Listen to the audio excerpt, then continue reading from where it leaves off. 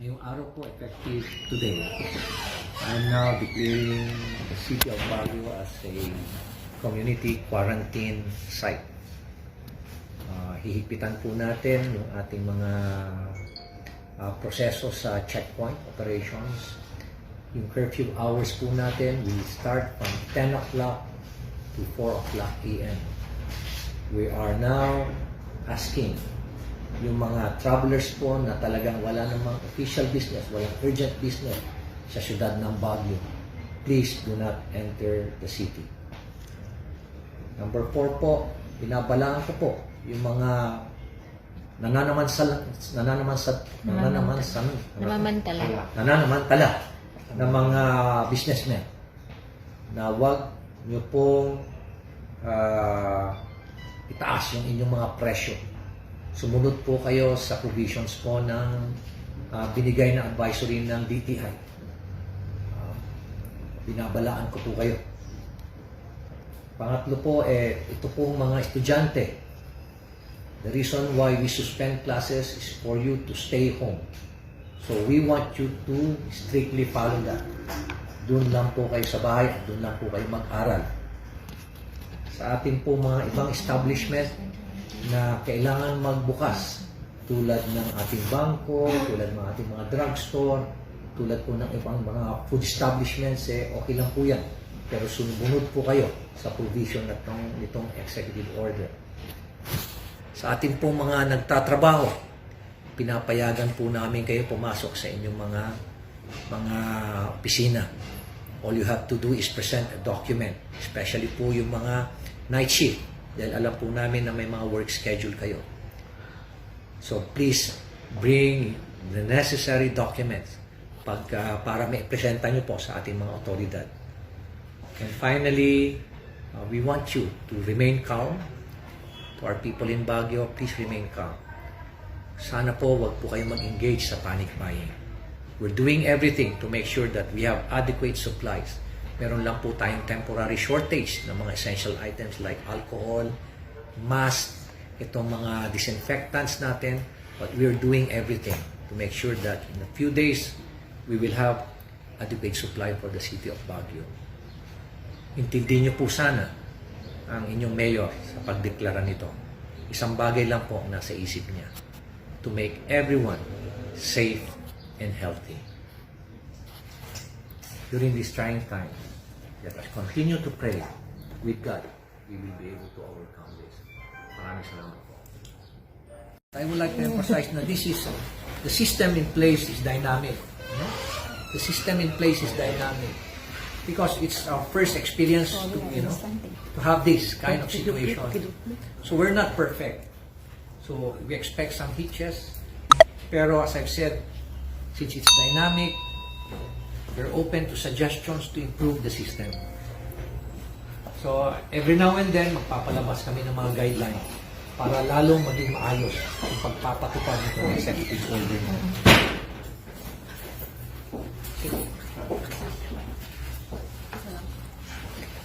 Papanumberan ko na po. Sir, anong number?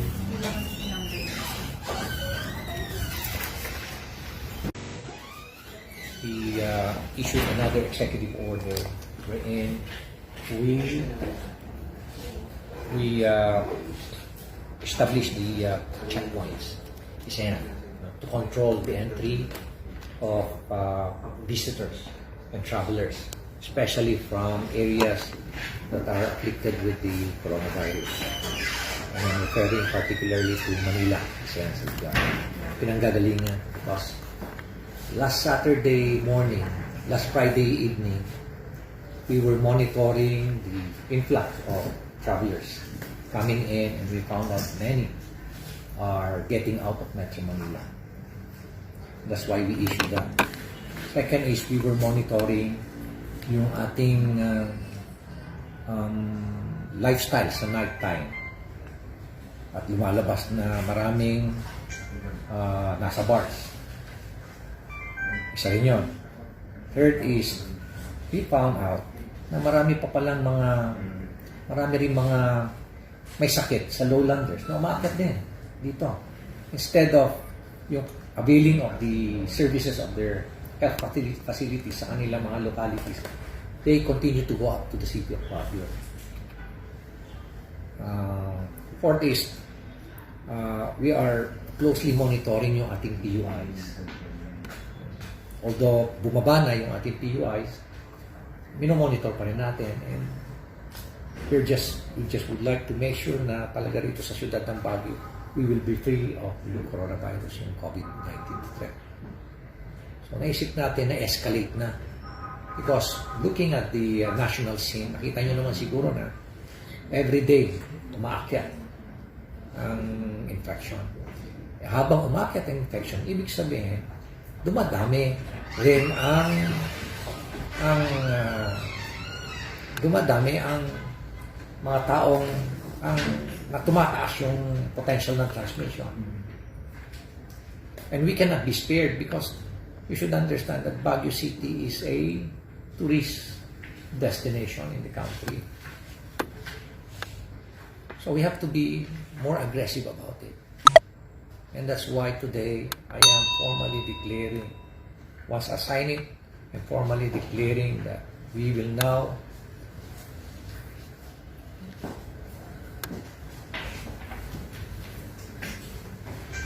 I'm now declaring that a citywide community quarantine in the city of Baguio. Okay. And I'm signing this executive order in front of you. Those who have, it contains several provisions, sections. But dito, isa sa dito, isang salient point nito is, we will now be more aggressive dito sa ating checkpoint operations.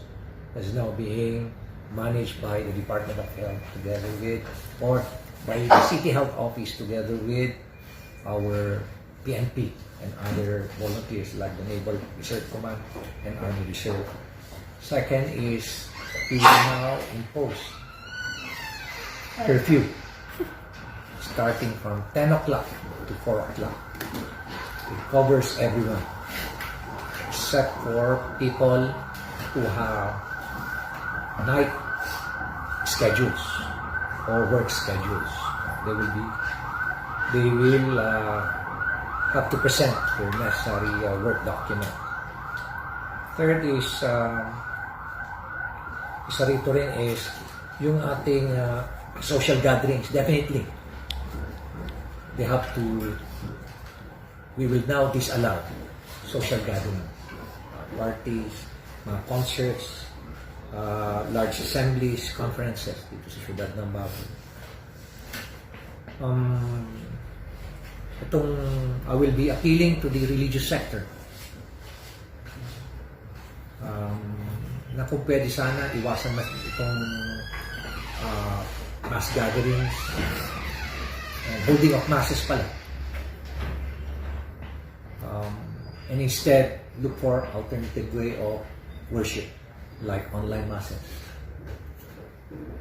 We will also require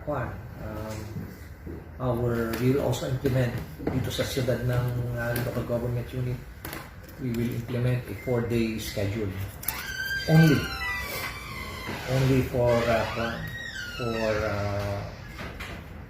certain departments, kasi we need departments that have to be on 5-day schedule. Next is dito sa ating public transport, we would like to give emphasis dun sa 1 meter radius among passengers.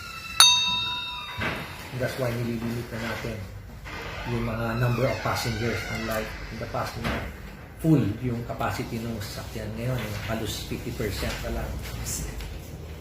We will also closely monitor yung ating prices ng prime commodities at other essential items like alcohol, mask,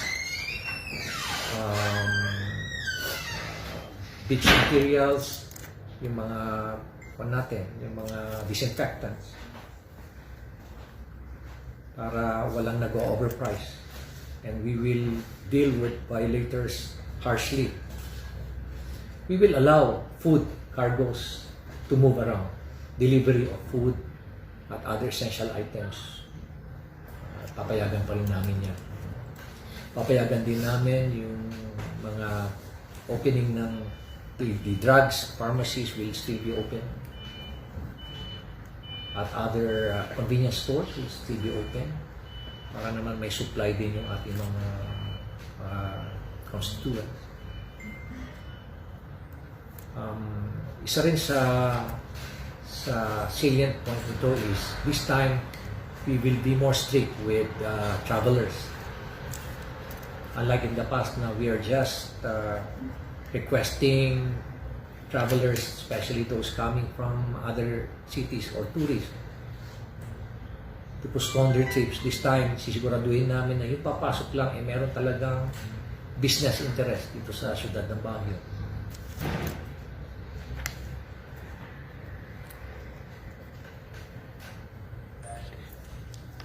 So, yung may mga parks, we will close down our parks. Yung mga concessionaires, we will terminate their operations, suspend their operations for the meantime.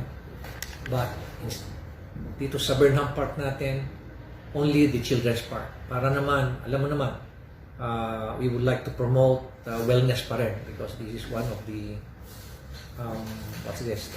biggest deterrent dito sa coronavirus, a healthy body. So, but we will have police roaming around the place and security guards reminding people to keep their distances from each other. Observe yung form ng social distancing na 1 meter radius. So, in-encourage pa rin natin na mag-exercise sila dyan. Anyway, it's an open air area. So, that is basically the content of our new EO declaring the city of Baguio as a community quarantine site. When you say violators will be dealt with accordingly, what does that mean? We have some provisions of law that we can apply to those people who violate. Is it an apprehension or a temporary detention or filing of charges? Yeah, they can be apprehended and we can file a case against them. Sir, relative to the case at the manor, is there a recommendation to temporarily shut down the hotel while contact tracing is ongoing? Ongoing na yung kanilang pag-isolate yung hotel. They're doing everything. Na-isolate na nila yung hotel. They're doing disinfection. Our experts on infectious diseases are now collaborating with manor authorities. For the hotel industry as a whole, Yes. as people come in to check into other hotels, are there provisions in the quarantine that will prevent or limit? Yes. Ang provision namin dito is for the hotels to conduct daily disinfection of their facility. Denial of entry, sir, for people with simple colds or cough. They have to report it. They have to report it. Lalo na fever. Kung may indication ng fever, definitely dapat i-report nila kagad. Sir, as we declare community quarantine, what is the provisions on declaring something higher than this? What is the next step? Is it a lockdown? Definitely, it will now be, if we are going to escalate it, it will be a lockdown. Total lockdown. Meaning, we will no longer allow non-residents to enter the city of Baguio. What are your parameters in you declaring this? We have a community-wide transmission. There will be a surge in the transmission of the disease in the city of Baguio. Then that will compel me to declare a lockdown, total lockdown. Sir, For the meantime, we're trying to be proactive about it. Sir, dun po sa supply natin ng necessities, is there a provision detailing na wag mag-hoard or Yes. quantity per person? Section 9. If you go over Section 9 of the provision of this EO, nandun naman nakalagay din yung requiring atong mga department stores, grocery stores, not to allow hoarding, kaya control yung mga panic buying, manage yung panic buying.